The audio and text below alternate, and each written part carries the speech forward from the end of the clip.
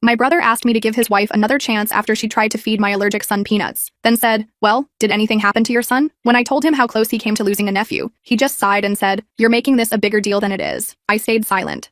That was 4 months ago. This morning, he was standing outside my apartment with his baby in one arm and no place to go. I am probably one of the only people in the world who can say that I love my brother and his pregnant wife, Laura. They were on speakerphone when they called asking to stay over for a week, and my kids immediately started clapping their hands. "Please say yes, Mommy." I had no idea she was planning on unaliving my son, so I smiled and told them to come over whenever. Everything was smooth sailing, until Laura came home with groceries, cookies, crackers, cake fusion, all filled with peanuts. It immediately made my skin crawl. You see, my oldest son is extremely allergic, like can't breathe, vomiting, life-threatening allergic. And we learned that the hard way a few years back, when we almost lost him. Oh, thanks. But my son is extremely allergic and I'm not too comfortable with having this stuff in the house. But instead of apologizing or immediately throwing them away, she just said she wouldn't eat it around him because she was having intense, gnawing pregnancy cravings that she needed to satiate. I wanted to scream, but instead I settled for making sure my son knew not to touch any of it. And that was that, until a week later. I woke up early to make breakfast for the entire house. But as I opened the fridge, I felt the blood drain from my face, because sitting right there on the second shelf was a plate of strawberries dipped in peanut butter left out without a container. And as my eyes jolted to the left, I spotted sandwiches that were practically drenched in peanut butter too. I was seething. This wasn't just my home, it was my son's too. So without hesitation, I grabbed a bin bag to throw everything into and got ready to donate it to a homeless shelter. Laura walked into the kitchen as soon as I got ready to walk out. "What the F do you think you're doing with my food?" I bluntly told her to shut the F up, because my son's life was worth endlessly more than any craving she could ever have. She didn't have a response right away, so I took the opportunity to leave and call my brother. "Well, did anything happen to your son?" he asked slowly, like I was too dumb to understand. I just hung up and called my husband, who was thankfully even angrier than me. When I got home, my house was filled with almost every member of my family. My mom, my stepdad, my brother, Laura, my husband, and even my aunt. I guess she figured my mom would take her side, but when I arrived, everyone was giving out to her. Even my brother was trying to get her to understand. It ended with my brother and Laura packing up their stuff, and him apologizing on her behalf. After that, I was pretty much ready to never have anything to do with her ever again. But my brother had other plans, because almost every day he was texting and leaving voicemails about how inconsolable she is, about how I owed her a second chance. I didn't trust myself to speak calmly, so instead my husband contacted him and told him to F off. Well, kinda. He told him I had cleaned the entire house and almost had an anxiety attack. They shut up after that. And to avoid being rude, when I had finally calmed down, I texted them too. I simply informed them that we'll be going low contact until we feel ready to be around them again. My message was left unread, and life fell back into routine again. And I made sure to vet anyone and everyone that came over. I still regret picking up the phone when Laura called a few weeks later, but curiosity got the better of me. She was choking on sobs, apologizing for what she'd done. By the end of it, I actually felt like we could work on our relationship. She also mentioned that she would still like for my family and I to come to her birthday dinner. It wasn't going to happen in a restaurant anymore, and that it was going to be at their house instead. My husband left the choice to me. Well, she had never acted like that before, and I know what pregnancy hormones are like, so I believed her. Fast forward to the big day. "Where are your kids?" was the first thing she asked. I ignored the sharpness of her tone and simply told her that it's just us adults tonight. She looked at me like I'd let her down. Dinner was awkward, no matter how we tried to lighten up the mood. "It's such a shame your kids aren't here, because we made special food for them," she constantly remarked. My instincts started buzzing, but again I just bit my tongue and smiled politely. After that, dinner was even more awkward until we cleared the table and Laura brought out dessert while my brother got the cake from the fridge. That's when I lost the last of my remaining brain cells. I went to the bathroom, and when I came out, I saw my husband carrying my bag and trying to usher me out of the front door to leave. He looked angry, like really angry. I was extremely confused and pushed past him to say goodbye. Laura's now ready dessert table consisted of peanut butter cake pops, peanut butter pie, peanut butter cookies, peanut butter brownies, and top it all off, a peanut butter birthday cake that my brother brought in and was sniffing at with a horrified look. Laura then gave me a big smile and said loudly to my family,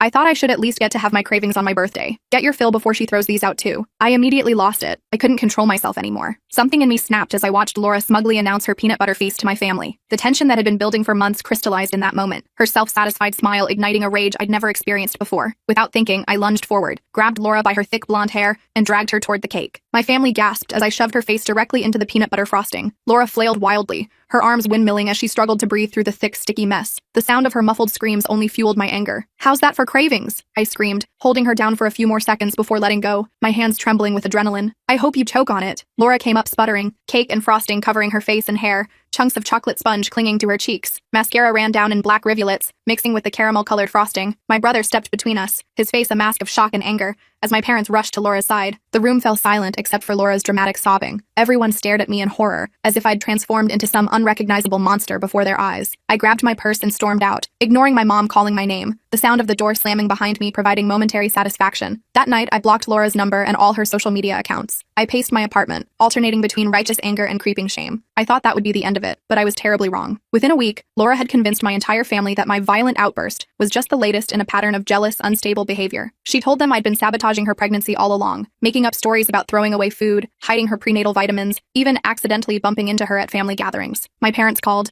their voices strained with concern about my mental health. My brother texted that I needed to apologize and get help. "She's carrying my child," he wrote. "What is wrong with you?" Then the rumors spread beyond family. Mutual friends started avoiding me. Invitations dried up. Someone at work mentioned hearing I had anger issues. Laura had methodically contacted everyone in my social circle with her version of events, painting herself as the innocent pregnant victim of my unhinged jealousy. She'd even created a private social media group where she shared tearful updates about her recovery from my attack. The final blow came when my boss called me into his office. The fluorescent lights seemed especially harsh that day, as he explained the situation with uncomfortable formality. Apparently, Laura had contacted HR claiming I was unstable and potentially dangerous. She'd sent them the video someone had taken of the cake incident, carefully edited to remove her provocations. While they couldn't fire me based on hearsay, I was put on a performance improvement plan that felt like a slow path to termination. By month 3 of Laura's campaign, I barely recognized my life. My family barely spoke to me. I'd lost most of my friends. My job was hanging by a thread. I'd moved to a smaller apartment across town just to escape the whispers and stares. Each night I'd sit alone, scrolling through old photos of happier times, wondering how one moment of lost control could destroy everything. Laura had systematically dismantled everything I cared about with surgical precision. Then, unexpectedly, everything went quiet. No more rumors, no more accusations. The sudden silence was almost more unnerving than the attacks. I later learned Laura had been put on bed rest for the remainder of her pregnancy due to complications. For those final weeks, I could breathe again, though the damage to my reputation and relationships seemed permanent. I spent the time trying to rebuild my life, focusing on work and making new friends who didn't know my history. When the baby was born, a little girl named Lily, Laura reached out with a surprising text. The notification made my heart race when I saw her name. She suggested we put the past behind us, for the sake of family harmony. She even invited me to meet my niece, desperate to reconnect with my brother and repair my family. Relationships? I cautiously agreed, though I spent hours agonizing over whether this was another trap. The first visit was tense but civil. Laura seemed different, distracted, jumpy, and oddly detached from the baby. The vibrant, manipulative woman who had destroyed my life was now pale and withdrawn, her eyes constantly darting around the room. My brother looked exhausted, dark circles under his eyes, mentioning that Laura wasn't adjusting well to motherhood. When I held little Lily, bundled in a pink blanket with wisps of dark hair like my brother's, I felt an immediate connection and concern. Something wasn't right in that household. The apartment had a neglected feel, dishes piled in the sink, laundry overflowing, a stale smell hanging in the air. Over the next few visits, I noticed worrying signs. The apartment was filthy, with dirty bottles scattered around and unused baby gifts still in boxes. Lily often wore the same onesie, unwashed. Once, I arrived to find her crying in her crib while Laura scrolled through her phone in another room, seemingly unbothered by the baby's distress. When I picked Lily up, I noticed a rash developing on her sensitive skin. My brother confided that Laura would sometimes forget to feed Lily or change her for hours. He was working double shifts to cover their expenses and couldn't be home to help. When I gently suggested Laura might have postpartum depression, he nodded tiredly, but said she refused to see a doctor. "She says doctors are part of the conspiracy against her," he explained, running his hands through his unkempt hair. The breaking point came when I stopped by unannounced with some baby clothes. I found Lily alone in the apartment, screaming in her crib with a soaking wet diaper, her tiny face red from crying. Laura had left a note saying she needed a break and would be back soon. According to the timestamp, she'd been gone for over 3 hours. The apartment was freezing, the heat turned down despite the winter chill. I called my brother immediately, then cleaned and fed Lily while waiting for him to arrive. Her hungry desperation as she took the bottle broke my heart. When Laura finally returned, shopping bags in hand, she flew into a rage at finding me there, accusing me of trying to steal her baby. Her behavior was erratic, her eyes wild. My brother had to physically restrain her when she tried to hit me, her nails grazing my cheek. That night, I made the hardest call of my life to Child Protective Services. The social worker Karen took detailed notes about everything I'd witnessed. I told her I was willing to take Lily if needed. My brother, finally seeing the full extent of Laura's instability, supported my decision. "I should have listened to you months ago," he whispered as we waited for the caseworker to arrive. The investigation moved quickly. Laura's mental state deteriorated rapidly under scrutiny. During a home visit, she had a complete breakdown, screaming incoherently about conspiracies and how everyone was trying to take her baby. She was hospitalized for psychiatric evaluation and eventually diagnosed with severe postpartum psychosis. The court granted temporary custody of Lily to me,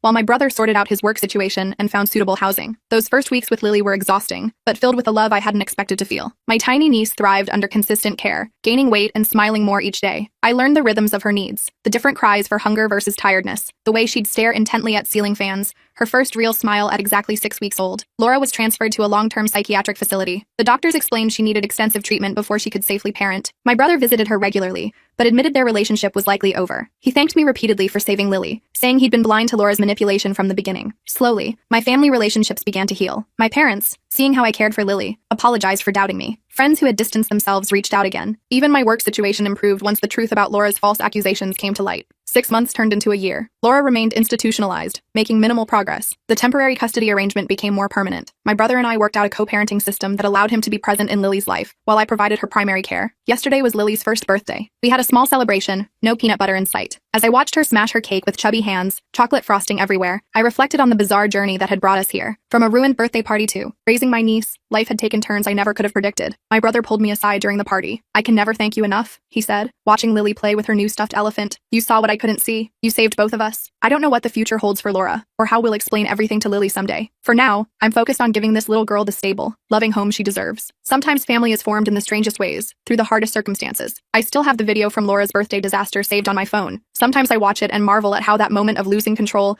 led to gaining something I never knew I wanted, a chance to be Lily's guardian and to heal my broken family. I've been thinking about sending that video to my brother Michael. He's never seen it, and I'm not sure if he's ready. The day after Laura's birthday, he called me in tears. He told me he'd found Laura in their bathroom, scrubbing cake frosting from her hair and face, sobbing about how I'd attacked her. Michael believed her version at first, that I'd suddenly snapped and assaulted her for no reason. I didn't defend myself. I just hung up and blocked his number. Looking back, that was probably a mistake, but I was so angry. How could he believe her over me? After everything we'd been through together growing up, the countless nights I'd stayed up with him during our parents' divorce, the way I'd helped him through college applications when our mom was working double shifts, the betrayal stung like ice against bare skin. 3 days later, Laura started her campaign against me. First came the social media posts. She shared a carefully edited clip from my video that only showed me grabbing her hair, not the hour before when she'd been stealing food from everyone's plates and making horrible comments about my weight, my job, my lack of a relationship. She added a long caption about how I'd always been jealous of her and Michael's relationship. She tagged my workplace. My boss, Jessica, called me into her office the next morning. Someone had sent her the video and suggested I had anger issues that made me unsafe to work with clients. Jessica had known me for 6 years and didn't fire me,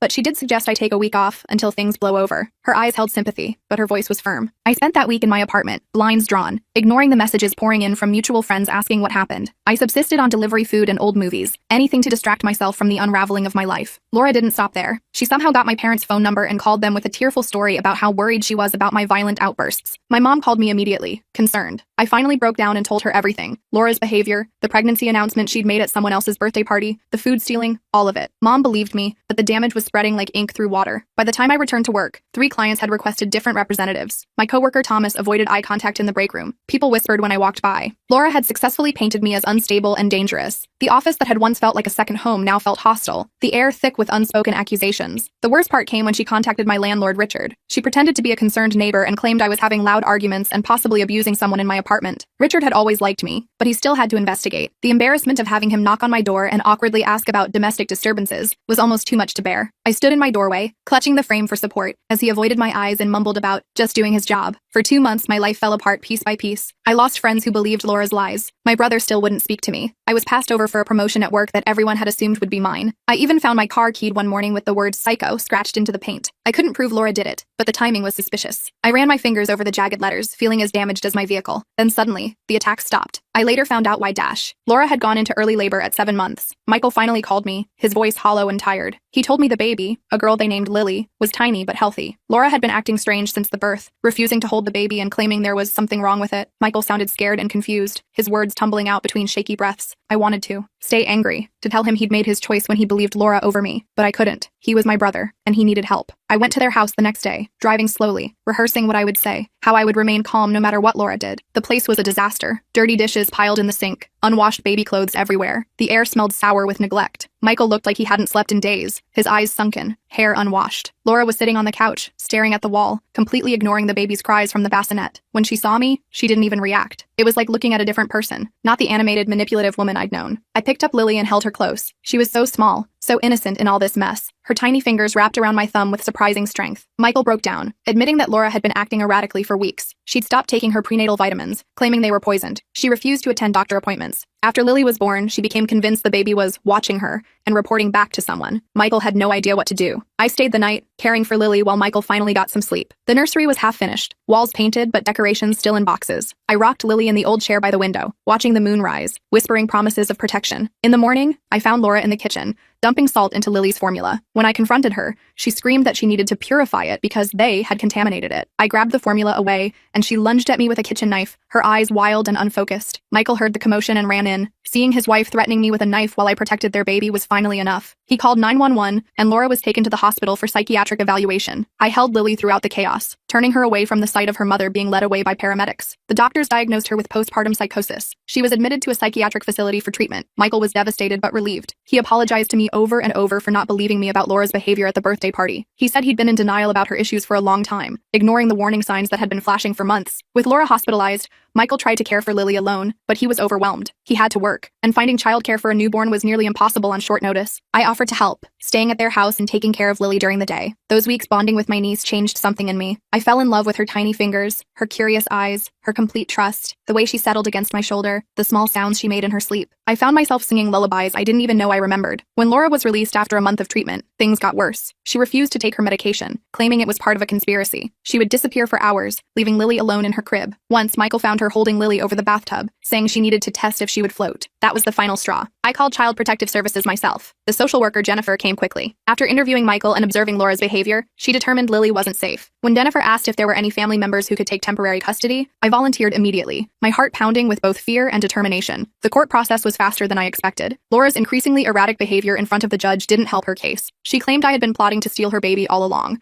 that I had put chemicals in her food to make her crazy. The judge granted me temporary guardianship of Lily, with Michael having regular visitation. Laura was eventually committed involuntarily after she was found wandering in traffic, claiming she could stop cars with her mind. Michael filed for divorce and supported my petition for permanent guardianship of Lily. It's been 8 months now. My apartment has been transformed with baby gear. The living room that once held only books and a television now has a playpen, stuffed animals, and colorful toys. My parents visit often, doting on their granddaughter. Michael comes by 3 times a week, slowly healing and learning to be a father in this new reality. Laura remains in treatment, her prognosis uncertain. Yesterday, Michael thanked me for saving his daughter's life. He said he didn't know what would have happened if I hadn't been there, if I hadn't seen through Laura when everyone else was fooled by her charm. He asked to see the birthday video, finally ready to face the truth about who Laura had always been. I'm not sure what the future holds for any of us. I never planned to be a mother, especially not like this. But when Lily falls asleep on my chest, her complete trust in me evident in her peaceful breathing, I know this is where I'm meant to be. Sometimes the worst moments of our lives lead us to exactly where we need to go. I showed Mark the video that night. We sat on my couch with a bottle of wine between us, the glow of my laptop screen illuminating our faces in the darkened living room. His expression changed as he watched Laura's performance at my birthday party. The fake smile, the calculated moves, the way she deliberately ruined my cake while making it look like an accident. I watched his face carefully, noting how his jaw tightened and his eyes narrowed with each passing second of footage. Mark's face hardened as the video continued. When it ended, he sat in silence for a long time, absently swirling the remaining wine in his glass. The ticking of my wall clock seemed unnaturally loud in the quiet room. He finally admitted that he'd been blind to Laura's true nature. He told me about other incidents that suddenly made sense. Times when things went missing, when friends suddenly stopped talking to him, when opportunities mysteriously fell through, all coinciding with Laura's presence in his life. I can't believe I didn't see it, he whispered, running a hand through his hair. All this time she's been, God, what have I gotten myself into? The next day, Mark confronted Laura. I wasn't there, but he told me everything later. She denied it all, of course, cried and played the victim. But Mark stood firm. He told her he'd seen the video and couldn't ignore the truth anymore. He described how her face had transformed when she realized he wasn't backing down, how the tears had dried instantly, replaced by a cold, calculating look he'd never seen before. Laura's reaction was explosive. She screamed that I was trying to ruin her life, that I was jealous of her pregnancy and her relationship with Mark. She even claimed I had edited the video to make her look bad. Mark didn't believe her lies anymore. He told me how she'd thrown a vase at the wall, narrowly missing his head, before storming out of their apartment. I thought that would be the end of it. I was wrong. 3 days later, I came home to find my apartment door slightly open. My heart raced as I pushed it open, the hinges creaking ominously. The place was trashed. My clothes were scattered everywhere, some cut to pieces with what must have been scissors or a knife. My photos were smashed, glass shards glittering on the hardwood floor. Even my houseplants had been ripped from their pots, soil ground into my carpet. The destruction was methodical, personal, not the random damage of a burglar,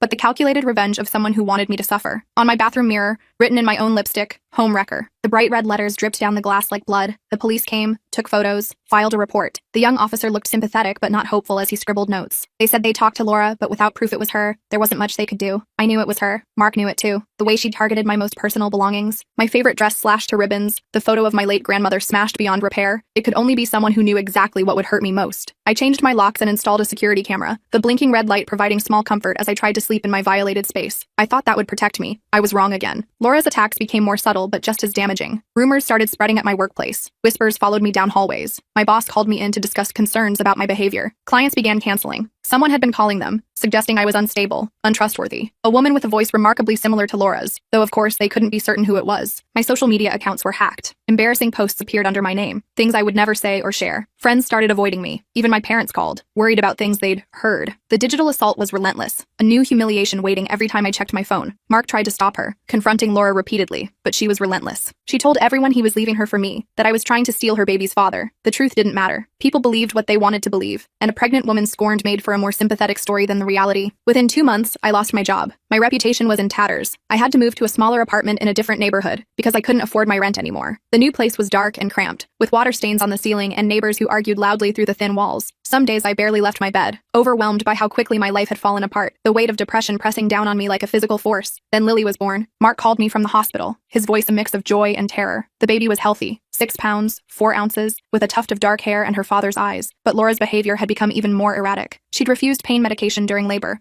claiming the doctors were trying to poison her. She accused the nurses of plotting to steal her baby. The hospital staff was concerned, exchanging worried glances when they thought no one was watching. After they went home, things got worse. Mark started sending me worried texts about Laura's care of Lily. She would forget to feed her, then overreact to her crying. She'd leave Lily alone while she took hour-long showers. Once, Mark came home to find Lily in her crib, soaking wet and screaming, her tiny face red and contorted, while Laura sat on the couch scrolling through her phone, completely tuned out, as if the baby's desperate cries were nothing more than background noise. When Mark confronted her, Laura claimed she was just teaching the baby independence. She accused him of undermining her parenting. She said Lily's crying was manipulation, and she wouldn't give in to it. Her eyes had a strange, distant look when she talked about the baby, as if she were discussing a problematic pet, rather than her own child. I suggested Mark document everything. Take photos, keep a journal, record conversations if legal in our state. He needed evidence if things continued to deteriorate. He began texting me daily updates, sometimes hourly when things were particularly bad. The messages painted a disturbing picture of Laura's declining mental state. One night, Mark called me in a panic. Laura had left with Lily hours ago and wasn't answering her phone. He'd checked with her friends, her parents, everywhere he could think of. No one had seen them. I stayed on the phone with him for hours as he paced their apartment, his voice growing more desperate with each passing hour. They returned the next morning. Laura acted like nothing was wrong, humming as she carried Lily into the apartment. When Mark demanded to know where they'd been, she said she needed space and had stayed in a hotel. Lily seemed okay, but Mark was shaken. He started sleeping on the couch to keep an eye on the baby at night, afraid of what might happen if he didn't. 2 weeks later, Mark found Laura standing over Lily's crib in the middle of the night, just staring at her. The nursery was dark except for the dim glow of the nightlight, casting eerie shadows across Laura's expressionless face. When he asked what she was doing, Laura said in a flat voice, "Sometimes I wonder if she's really mine." Her fingers were gripping the edge of the crib so tightly her knuckles had turned white. That was when Mark called me, terrified for his daughter's safety. We agreed he needed to get Lily out of there. The next day, while Laura was at a doctor's appointment, Mark packed up Lily's things and brought her to my apartment. The baby was fussy and underweight, her diaper rash angry and red from neglect. Laura's reaction was nuclear. She showed up at my door, screaming that we'd kidnapped her baby. She tried to force her way in, her fists pounding against the wood so hard I feared it would splinter. My neighbors called the police. When they arrived, Laura put on a show of being a distraught mother separated from her child. The officers were sympathetic until Mark showed them the documentation he'd been keeping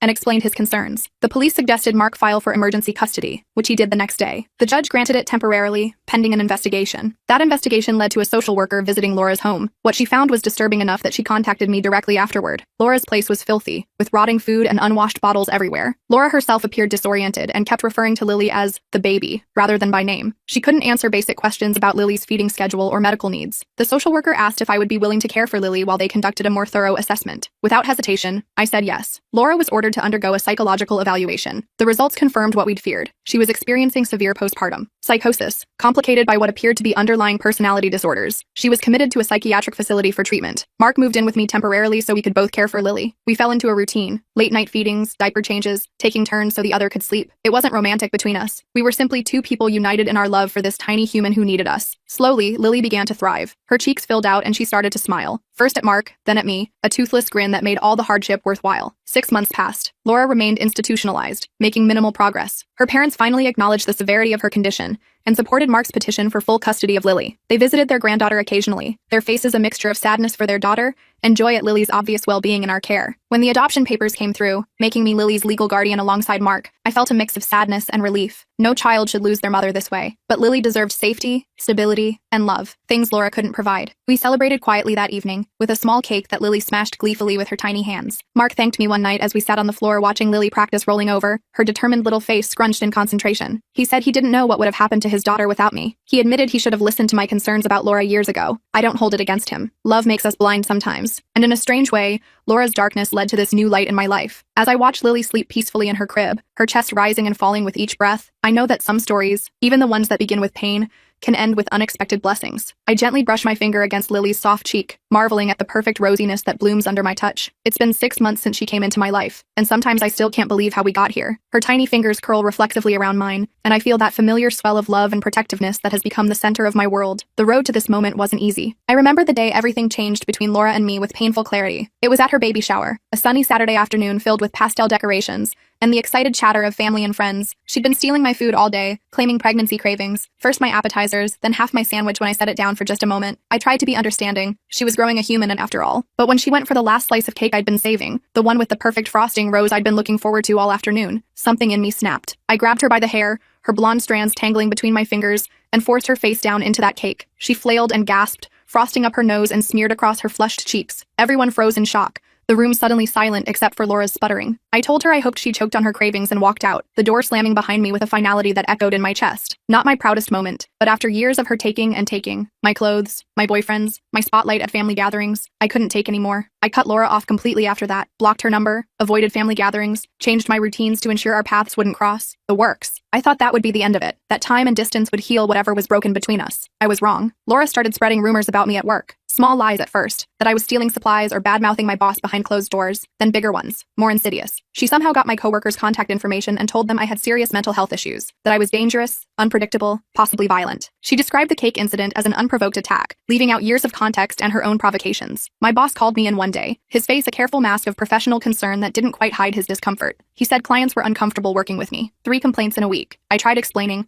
my words tumbling out in desperate defense, but the damage was done. I was put on leave, then let go a month later with a severance package that felt more like hush money than compensation. Laura didn't stop there. She contacted my landlord, claiming I was damaging property and holding loud parties at all hours. She described me as unstable, a risk to the building and other tenants. I came home one day to find an eviction notice taped to my door, the paper fluttering mockingly in the breeze from my open window. My neighbors wouldn't even look at me in the hallway, their eyes darting away as if my supposed instability might be contagious. My savings dwindled as I struggled to find new work. Every job interview seemed promising until they checked my references. Someone was poisoning every opportunity, whispering warnings just as my hand reached for success. I watched my bank account shrink with each passing week, anxiety gnawing at my stomach as bills piled up. I moved in with my parents temporarily, hauling boxes of possessions into my childhood bedroom, the posters long gone but the same pale blue walls making me feel 17 again. Even they seemed uncertain around me, having heard Laura's version of events. Dad asked if I was getting help for my issues, over a tense dinner of pot roast and awkward silences. Mom suggested anger management classes while folding laundry, her eyes never meeting mine. Just when I thought things couldn't get worse, Laura showed up at my parents' house on a rainy Tuesday afternoon. Her belly was huge by then, stretching her maternity dress tight across her middle. She cried delicate tears that seemed perfectly timed, saying she wanted to make peace before the baby came, for the family's sake, for the baby's future. Her performance was flawless, her hands cradling her stomach protectively as if I might lunge at her precious cargo. I refused to speak to her, staying in my room until she left. Mom called me heartless over breakfast the next morning, her disappointment palpable. Dad said I needed to grow up and think about someone besides myself for once. I felt completely alone, trapped in a narrative I hadn't written, but was forced to live. 2 weeks later, Lily was born. Laura sent pictures to everyone in the family, a mass text that somehow included me despite my blocked number. She looked exhausted but happy in the hospital photos, cradling a pink-wrapped bundle. Something about those images bothered me though. Her smile didn't reach her eyes, which held a vacant, glassy quality, and in every picture, the baby was just lying there, no one holding her except for that initial posed shot. I started hearing concerning things from my brother who visited them regularly. Laura wasn't sleeping, he said, dark circles under her eyes growing deeper each day. She'd leave Lily crying for hours, claiming she needed to self-soothe. Once he found her staring at the wall while Lily screamed in her crib, her tiny face red with effort. When he asked what was wrong, Laura said she couldn't remember why she wanted a baby in the first place, her voice flat and emotionless. I swallowed my pride and visited them, anxiety knotting my stomach as I knocked on Laura's apartment door. The smell hit me first. Sour milk and unwashed everything. The apartment was filthy. Unwashed bottles everywhere. Clothes strewn across furniture. Dishes piled in precarious towers. Laura looked right through me when I spoke, her once vibrant eyes dull and unfocused. Lily was lying in a crib, her diaper clearly unchanged for hours. Her cries now a hoarse, pitiful sound that broke something in me. I picked her up, this tiny 3-week-old baby, and she stopped crying immediately, her body melting against my chest as if in relief. Laura watched with empty eyes and said, "She likes you better anyway," before wandering into the kitchen to stare into an empty refrigerator. I cleaned the apartment, fed and changed Lily, and tried talking to Laura. She kept saying strange things, that Lily was watching her, judging her, that sometimes she thought about opening the window and just walking out. Her words chilling me as I glanced at the 6th floor view. I stayed the night on their couch, waking every hour to check on both of them. In the morning, I found Laura standing over Lily's crib, just staring. She hadn't slept, her hair a tangled mess, still wearing yesterday's stained clothes. When I touched her shoulder, she jumped and said, I can't do this anymore, her voice breaking on the last word. I called my brother immediately. He came over and was horrified by what he saw, though Laura had made a token effort to straighten up. We tried talking to Laura, but she just sat on the couch, rocking back and forth, her arms wrapped around her middle as if holding herself together. When my brother mentioned getting her help, she screamed that we were trying to steal her baby, her face contorted with sudden rage that dissolved just as quickly into vacant staring. That afternoon, I called Child Protective Services. The social worker came quickly, a kind-faced woman with efficient movements and gentle questions. She interviewed Laura, who alternated between crying and laughing inappropriately. When asked about Lily's care, Laura couldn't remember when she'd last been fed or changed, confusion clouding her features. The social worker took me aside and asked if there was anyone who could take temporary custody while Laura got help. Without hesitation, I volunteered, surprising even myself with how certain I felt. The next few weeks were a blur. Laura was admitted to a psychiatric facility, postpartum psychosis, the doctor said, explaining how it had twisted her perception of reality. My brother was devastated but grateful that Lily was safe with me, helping when he could between hospital visits and work. I learned how to be a parent overnight. Midnight feedings, diaper changes, pediatrician appointments. My parents helped when they could, finally understanding the truth about Laura and me as they witnessed her condition firsthand during supervised visits. The temporary custody became extended. Laura wasn't improving quickly. She refused medication sometimes, claiming she was fine and we were all against her. Other times, she'd admit she couldn't take care of Lily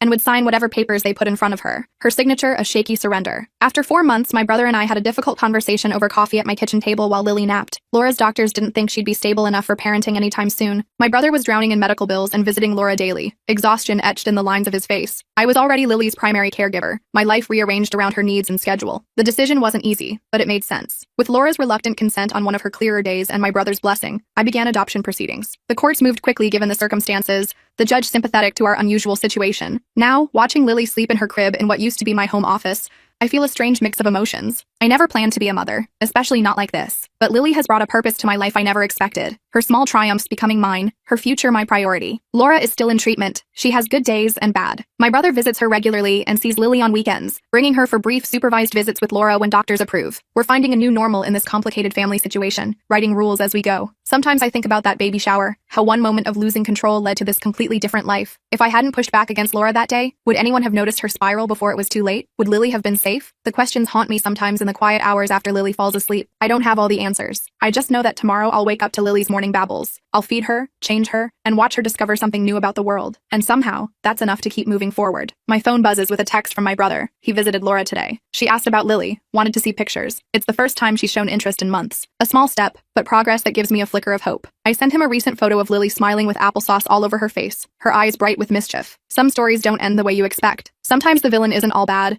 and sometimes the hero is just someone who refused to look away when it mattered most. And sometimes, the most beautiful beginnings come from the most painful endings.